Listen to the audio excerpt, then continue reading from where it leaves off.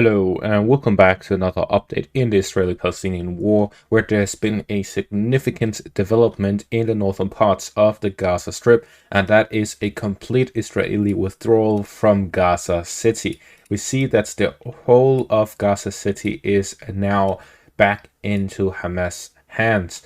We see that the Israeli forces have left a few snipers in the city to establish guerrilla war against Hamas fighters left within the city, but the main parts of the Israeli army has completely withdrawn from the city. This means that the Israeli forces never managed to fully take control of the city.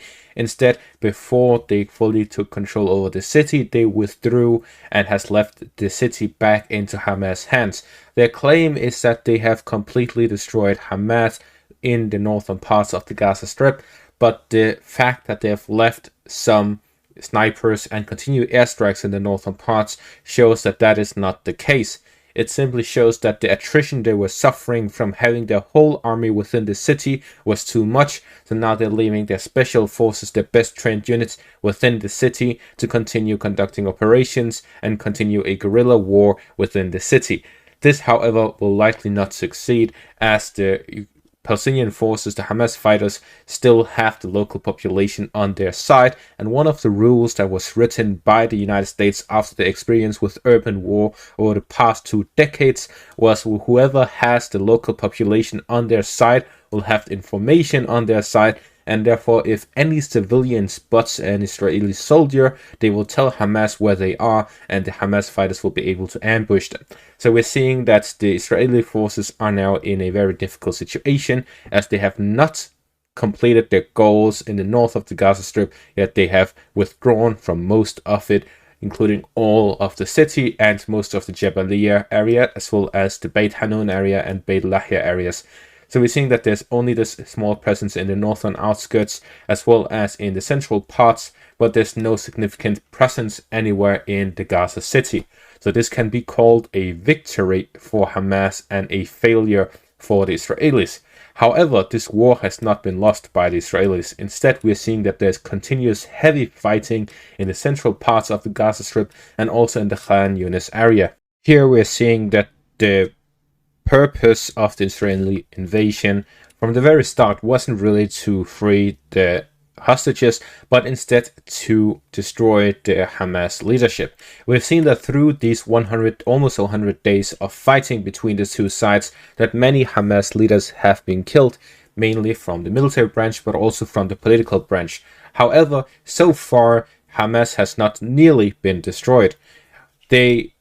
Hamas fighters in the southern parts of the Gaza Strip and central parts of the Gaza Strip had been left largely untouched in the first 2 months. Here in the third month, the main focus has switched from Gaza City to the southern parts, now completely. So we're seeing that the Israeli forces are now focusing in the southern and central parts, and this is likely because they found out that the main parts of Hamas, the political and the military parts, were not located in Gaza City, but instead here in the south, likely in Khan Yunis, where we're seeing a lot of fighting, and we see that the Jarara area here in the northeast of Khan Yunis has been encircled but not captured. This likely indicates that the Hamas fighters have 2 locations here in the Khan Yunis direction, both in the Jarara area here to the northeast of Khan Yunis and the southwestern parts, because the northeastern parts of Khan Yunis was quickly and easily captured by the Israeli forces.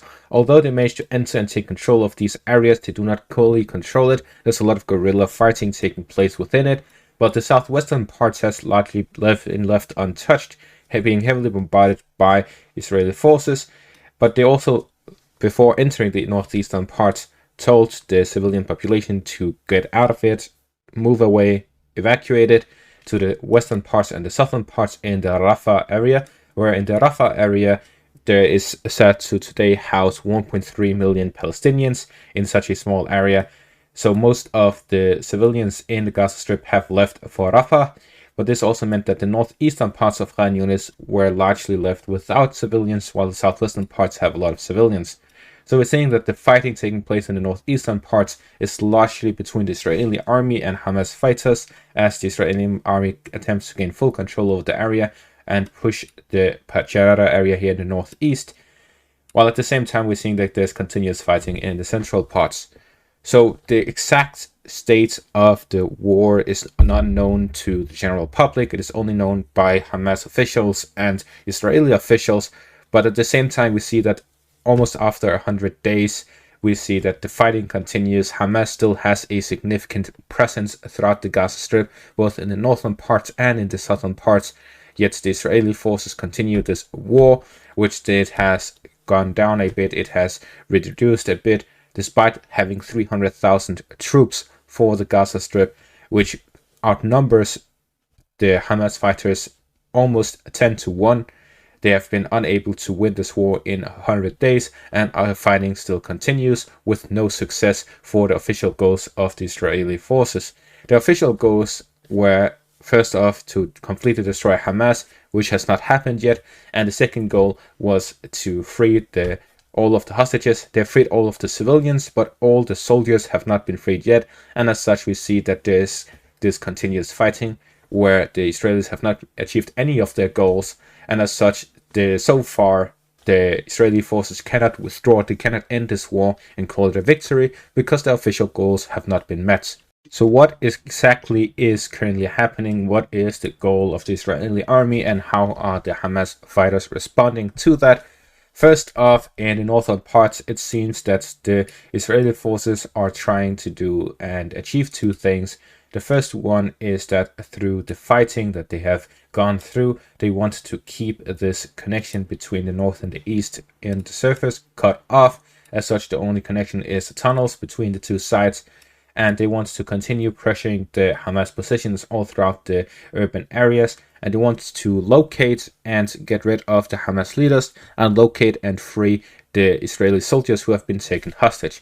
This, however, all takes place in the tunnels, and the Israeli forces, so far there's been no evidence of them entering the tunnels, but instead fighting on the surface. As such, we see that the main attempt to destroy these tunnels by the Israeli forces has been through bunker buster airstrikes, and as such there's been no clear evidence as to how far they've gone through with that. Most of the surface fighting is taking place between Hamas fighters and Israeli soldiers, which so far has shown that Hamas fighters go in and out of these tunnels fairly quickly. They go up, locate an enemy, go and call for reinforcements, they all shoot, and then they go back down. The faster they are, the less casualties they take. While the Israeli forces try to establish positions where they can ambush Hamas fighters as soon as they go onto the surface, so they're trying to improve the strategy as time goes by. But so far it has shown, based on the footage that we've seen most of the footage from Hamas fighters, not a lot from Israel. The Israeli footage is mainly just them walking around, driving around the cities and bombarding destroyed buildings and airstrikes all over the place. But there's been no face-to-face head-on contact footage. Therefore, we're not really clear how well it is going for them, and only taking one side is biased. But at the same time, we have to take what we have, and based on the footage we have, the Palestinian fighters tend to just go out of the tunnels, hit someone, and then go back down. And based on that, we can see that their method of fighting is very effective. The question is this the best trained, best equipped soldiers that we're seeing doing this, who are very experienced going in and out of these tunnels, doing these quick hit and run tactics? We're clearly only seeing the times where they succeed, because no one would show publicly the times where they fail. But at the same time, if the Israeli official claim, which is that 9,000 of the casualties were Hamas fighters, then that shows that only a third of the official numbers of Hamas fighters have been taken down in 100 days. That is far from what was expected. Only a third of the Hamas fighters in 100 days is way below what was expected of Israel. That is to say that during this fighting, anyone would expect that Israel would attempt to just go in and out, and with all of this destruction, we're seeing heavy bombardment everywhere, we'd expect that Israel would try to do this as quickly as possible. Yet after 100 days, they have taken down a third, according to their own numbers, a third of the Hamas fighters. That is beside, if Hamas mobilized, then there would be even more Hamas fighters than what was detected prior to the war. At the same time, there's even talks of escalation between Israel and Lebanon against Hezbollah. And in that case, they would just extend the war with no official goals taken. Therefore, this shows that Israel is not really in a good position right now. They would either need to negotiate and call off their claims to completely destroy Hamas, because after 100 days they've only managed to destroy a third of Hamas. So their goal clearly right now is to attempt to get rid of the head of Hamas, try to destroy the political and military leadership of Hamas, and then call it a victory there. Otherwise, they would be forced to negotiate and just take back the soldiers that were taken hostage by the Hamas fighters, and then call it a half victory where they managed to free the hostages, but at the same time they failed to kill Hamas.